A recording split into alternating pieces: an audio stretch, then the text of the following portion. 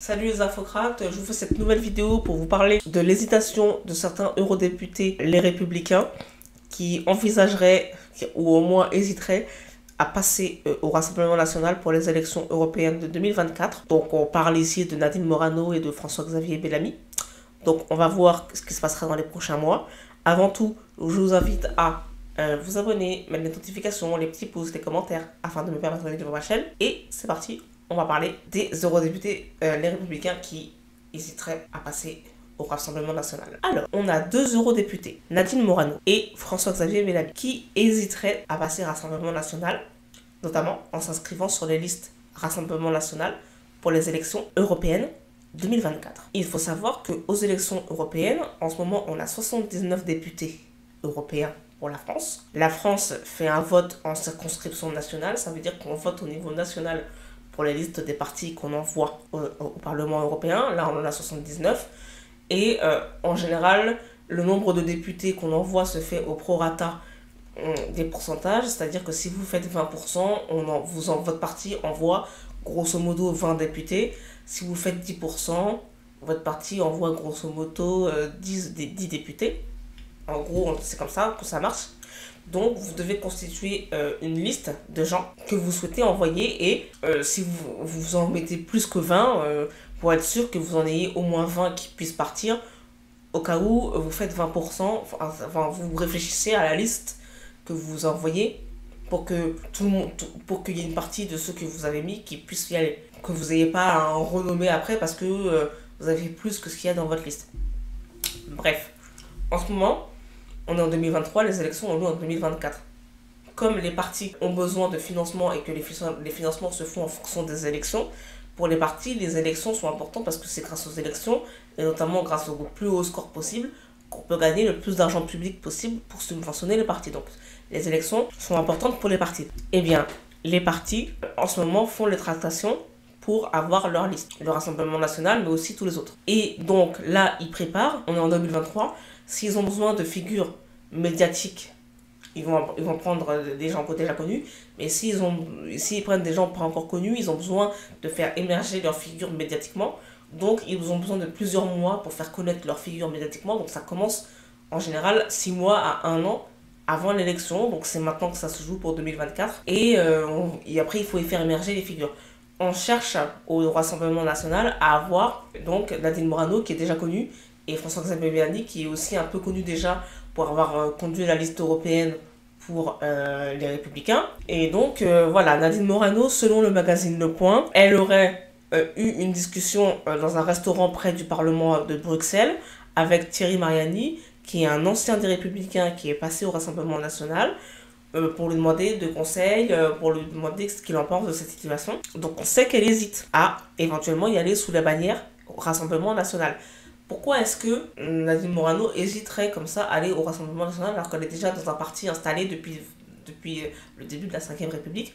Elle est dans un parti qui a un minimum de pouvoir déjà et tout, qui est installé. Pourquoi irait-elle? Eh bien parce que les Républicains ont un problème idéologique majeur ces dernières années depuis qu'Emmanuel Macron a été élu. Et ce problème, c'est qu'ils sont idéologiquement coincés entre Macron et l'extrême droite. Donc aujourd'hui, c'est Le Pen et Zemmour. Pourquoi est-ce qu'ils sont coincés? Parce que la droite, en France, il y a 2 sujets sur lesquels vous pouvez être qualifié de droite. C'est l'économie et les valeurs. Conservatrices ou pas conservatrices.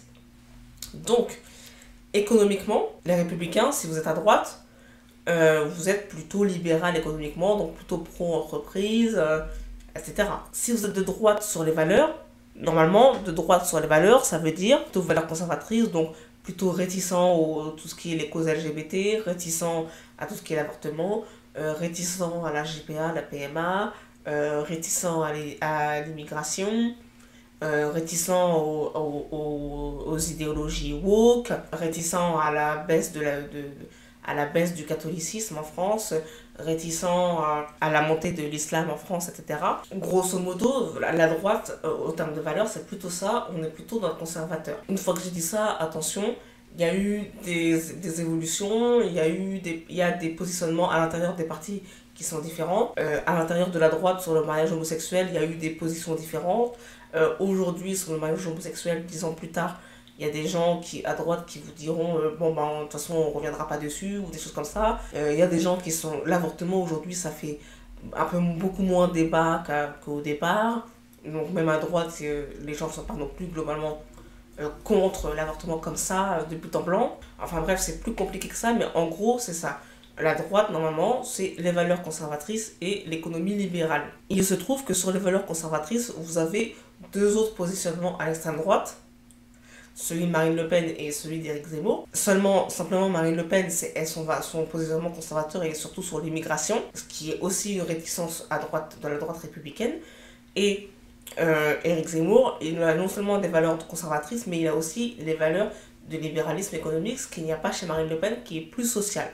Donc, en gros, quand vous êtes républicain et que vos valeurs sont libéralement économiques et conservateurs sur les valeurs, il y a d'autres choix qui s'offrent aux électeurs que celui des républicains. Donc, en gros, les républicains pourraient très bien quitter les républicains et aller chez soit Marine Le Pen, soit Éric Zemmour, en termes d'idéologie. Pas en termes de pouvoir électoral, parce que en termes de pouvoir électoral, Éric Zemmour il est encore loin d'atteindre le pouvoir qu'a eu l'UMP ou les républicains, mais en termes de cohérence idéologique, aujourd'hui les républicains, ils n'ont plus de plus-value, ils peuvent très bien, les cadres peuvent très bien aller chez Zemmour ou Marine Le Pen. Et pour ceux qui ont un positionnement idéologique libéral pour les entreprises et tout, Macron applique ce programme-là en tant que président, il applique le programme de la droite économique, ne serait-ce qu'avec la réforme des retraites, avec la suppression de l'ISF, avec la libéralisation des entreprises, etc. Emmanuel Macron applique le programme des Républicains. C'est Sarkozy bis. Donc les Républicains se retrouvent idéologiquement devant un dilemme, c'est-à-dire celui de se couper en deux et de laisser la moitié aller chez Zemmour et Le Pen et l'autre moitié aller chez Macron. C'est aussi simple que ça. Donc on se trouve là dans ce mouvement qui dure depuis 2017, de scission en fait lente. Ils ne veulent pas reconnaître qu'ils sont en train de se séparer et en fait ils sont en train de se séparer de fait. Rien que le fait que Morano et Bellamy réfléchissent, ça veut dire que la séparation est quand même déjà en train d'avoir lieu. Et globalement, de toute façon, Macron, après avoir cassé la gauche, il est en train de casser la droite. Il a pris Édouard Philippe, il a pris Bruno Le Maire, il a pris Gérald Darmanin. Il était sur le point de prendre une première ministre avant Elisabeth Borne, qui venait aussi des Républicains, qui s'appelait Catherine Vautrin. En fait, les Républicains, là, ils sont en train de se séparer. Ils sont en train de se séparer de fait sans le dire, sans vouloir le dire. Ce qui pose la question de ce qui se passera pour les Républicains en 2027. C'est-à-dire, vont-ils être en mesure de présenter un candidat en 2027? Et ça, c'est la grande question parce que, par exemple, vous avez quelqu'un comme Laurent Wauquiez qui prétend représenter les Républicains pour 2027. Qui, Laurent Wauquiez, va-t-il représenter en 2027 si tout le monde s'en va?